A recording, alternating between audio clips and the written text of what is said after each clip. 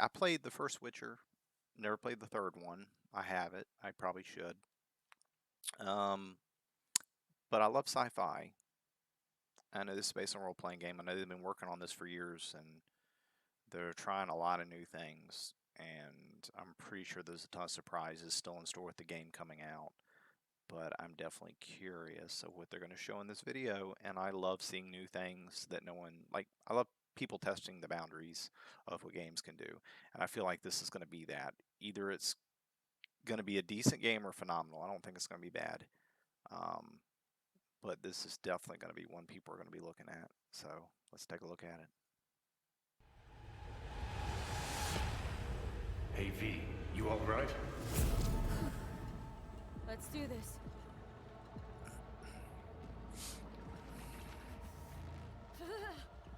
Give out what this is.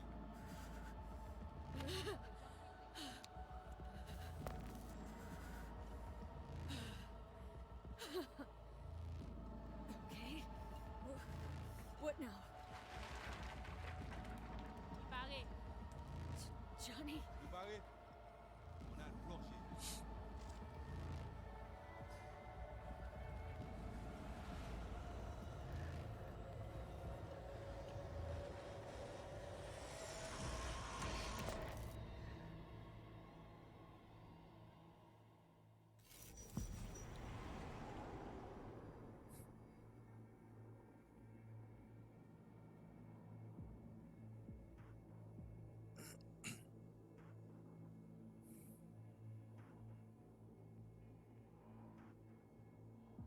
Where are we?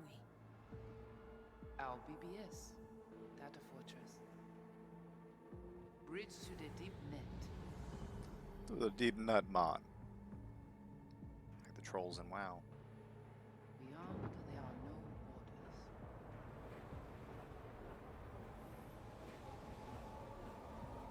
Beyond the black wall.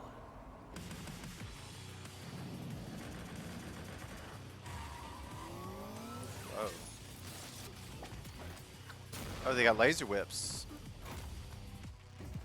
Welcome to the Cyberpunk 2077 Fuck yeah. 2019 deep dive video. In last year's gameplay reveal, we showed you our vision for the world of Cyberpunk 2077, its quests, and visual design. This year, we'd like to give you a peek at some of the playstyles you'll be able to adopt as your character progresses through the story. Here goes nothing. You're about to see sequences embodying two distinct approaches to playing Cyberpunk. We'll show you a strong solo build, that is, a character who focuses on employing blunt force and taking instant action. And a netrunner build, a playstyle taking frequent advantage of stealth tactics, hacking, and battlefield control achieved using malicious software. Additionally, you'll learn more about Pacifica, one of the game's districts, two gangs, the Animals and the Voodoo Boys, and you'll see glimpses of Johnny Silverhand, the digital construct who haunts our main character, V. A word of caution. Given that the video covers a section of the game deep into the main storyline, we have edited the footage to contain as few spoilers as possible. Be aware that the gameplay as presented does reveal characters and locations you'll see while playing the game's main story arc. All right. So watch at your own discretion. Okay. I'm going to do that anyway. Because I'm curious about how this actually plays. This way. In this video, you'll experience a segment of a quest from the middle of the game. We're currently in Pacifica, one of Night City's 6 unique districts. You know Pacifica well? Nah. You guys aren't exactly great at rolling out the welcome mat for outsiders. It was designed to be a tourist hotspot within the city. As you can see, this didn't pan out. When uncertainty struck the global economy, investors pulled their funding, leaving most establishments unfinished. It's one of those places where expectations and reality collided, resulting in a heap of disappointment. Ongoing gang wars plague this part of the city. Outsiders don't come here if they don't have to. Even by Night City's standards, it's dangerous to those unfamiliar with it. See, that's fucking cool, man. Taking a casual stroll here Like all would these not be a good idea. vehicles in the A sky. fast motorbike or armor-plated car would be the safer option. But places like this have their advantages. If you're in need of rare goods or illegal cyberware, Pacifica's bustling local markets are a good place to start your search. The Grand Imperial Mall is a whole other story. It was one of the last developments in Pacifica to lose its funding. Until recently it stood vacant, but now a gang called the Animals has moved in for reasons unknown.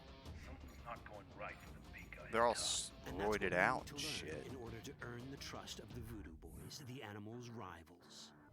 What the hell? Could fucking tell me what you plan to do first.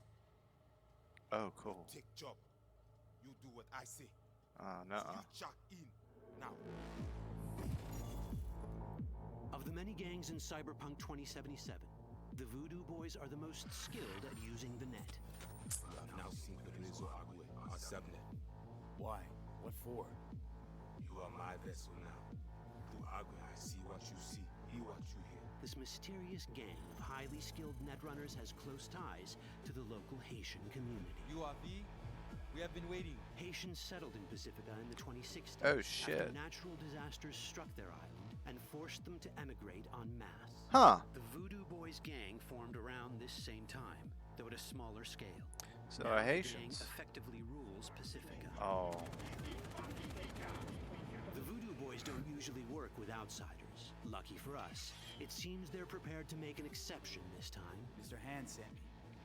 Said you got merc work needs doing. Still, to earn their trust, we need to prove our worth. Placide, one of the Voodoo Boys higher-ups, Chicken has alive. offered us a mission. We need to infiltrate the Arise, Grand chicken, Imperial Mall, arise, chicken. currently occupied by the Voodoo Boys' deadly enemy, Chicken a arise. gang called the Animals. 2035 07. 3 seconds before, poof, the camionette. Billy We Witch try Doctor. to learn where the camionette come from. The Animals Alright. are not your normal gang. Yeah, they look Their roided. presence in Pacifica is suspicious. They value might above all else and wear melee combat implants to raise their prowess in combat. Their beverage of choice is juice, a potent strength and speed-enhancing concoction. As sought-after bouncers, they're usually dispersed throughout town. As skilled street-level business types, they've cornered the market in illegal substances and underground live-or-die prize fights. When they converge in one spot, it's for something big. It's then they appoint the fastest and strongest among them as their ad hoc leader. In this case, it's a woman named Sasquatch. Said you wanted my bets. I was wondering if that was a woman. As far as I remember, Holy shit. bone brain buffaloes on steroids. Afraid that's the cost of doing biz. This is the tech Placide was talking about. It seems non-standard for the Animals. And this is where we come in. Getting to the van won't be easy. I was thinking to myself, I was like, is that a woman? But she's like which we can do gigantic. in one of many ways. The character creation in Cyberpunk 2077 is the kind you'd expect from a full-fledged RPG. You start by choosing your past, important because this unlocks special options at important story junctures. You also fully customize your character using a deep customization system that spans not only your look and style, but also your abilities. Cyberpunk 2077 does not feature fixed classes. Instead, it has a fluid class system that allows players to mix and match a wide range of abilities to suit their playstyles. You can create a strong solo character, a skilled netrunner, or any other hybrid class you can imagine.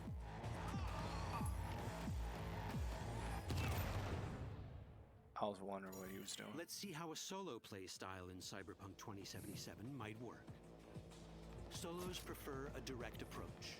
They use guns and might to get things done. So let's wreak some havoc. With our enhanced strength, we can strip this turret of its weapons and give the Animals a taste of their own medicine. Oh This shit. is how a player investing in solo abilities might live out their Terminator power fantasy. Enhanced strength. Power lets fantasy us keyword. force open doors Oh shit. or grab enemies to use as human So shields. basically, there's different ways to get shit done. Like, I always hate games where it's like you don't have the hacking. Like, if you're strong enough, We just also gain access to knock down the powerful fucking melee door. combat cyberware. So even someone as fast and strong as Sasquatch, the leader of this group of animals, is not impossible to beat for a solo. ooh. Sasquatch has a different game plan. She's out to jack in and hack us. Let's see how this plays out. Ready for some fun? Proceed. What's going on?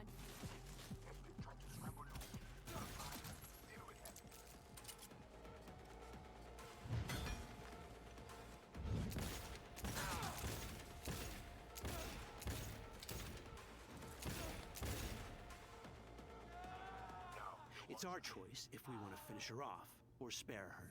You're Cyberpunk, your rules. If you'd rather sneak around, hide, and strike from the shadows, no problem. Just develop your net running skills to get around obstacles or hack into enemy tech to have it do the dirty work for you.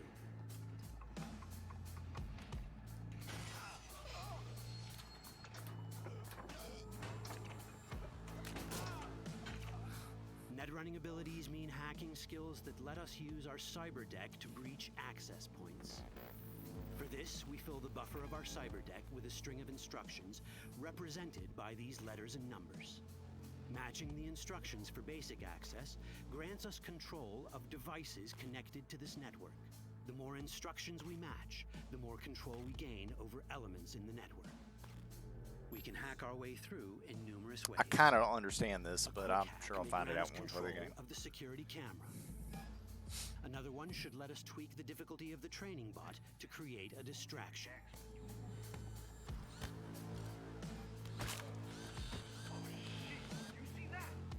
With our nanowire, we can even hack this guy's implants from a distance. Nanowire. Huh. In this world, almost everything is connected to a local network. And that means it can be hacked. Ours is a wolf.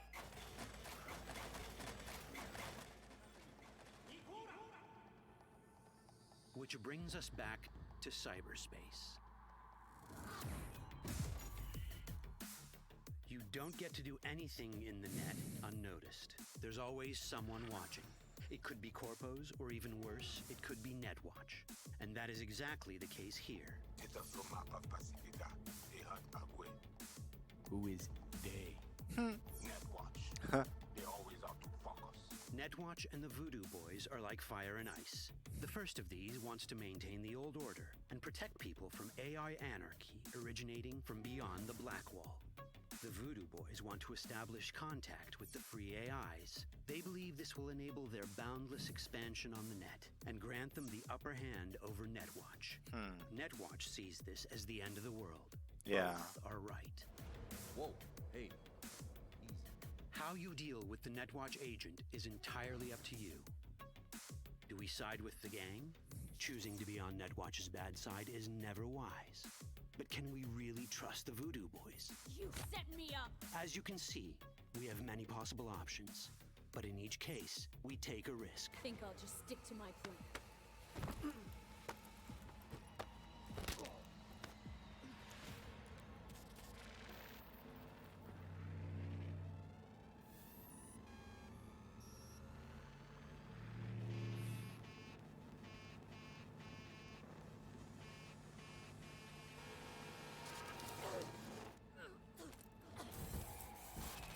That didn't work out well. In the world of Cyberpunk, few things go as planned. And that was just a glimpse of how complex the branching storyline in Cyberpunk 2077 can get. Every decision you make will have consequences. Your choices will shape how the world reacts to you and affect your relationships with those around you. One of those relationships is special. Ever heard of Johnny Silverhand, a rebel rocker boy who will be your companion throughout your adventure in Night City? Come on, really think they give a rat's dick how you look? Like everyone in Cyberpunk rat's 2077, dick. he has his own agenda. You'll decide if he'll be your ally or your enemy. And that chip in your head, the one thanks to which Johnny lives inside your mind. Well, that's a story for another time.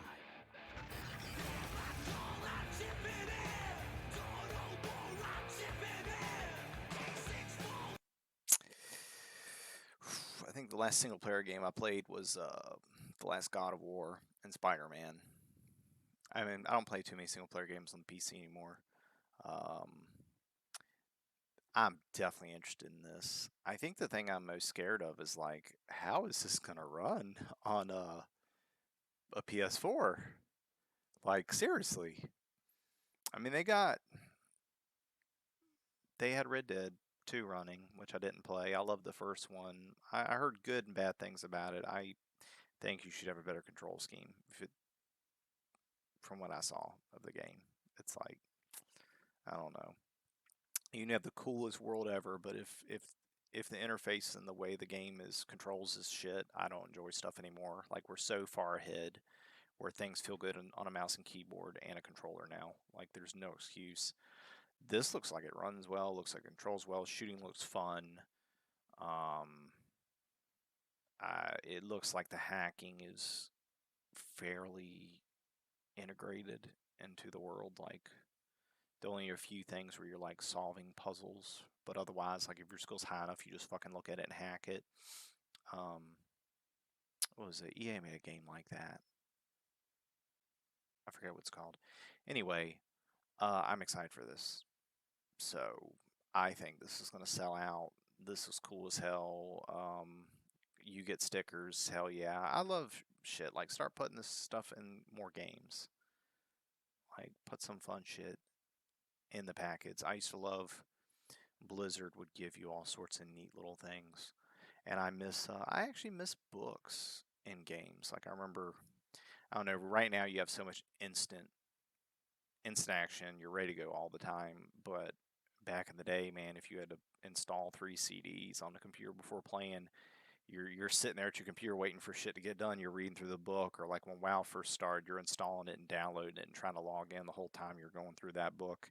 You basically are already prepped for the game before you even start playing. Um, anyway, I'm excited, and I'll catch you later.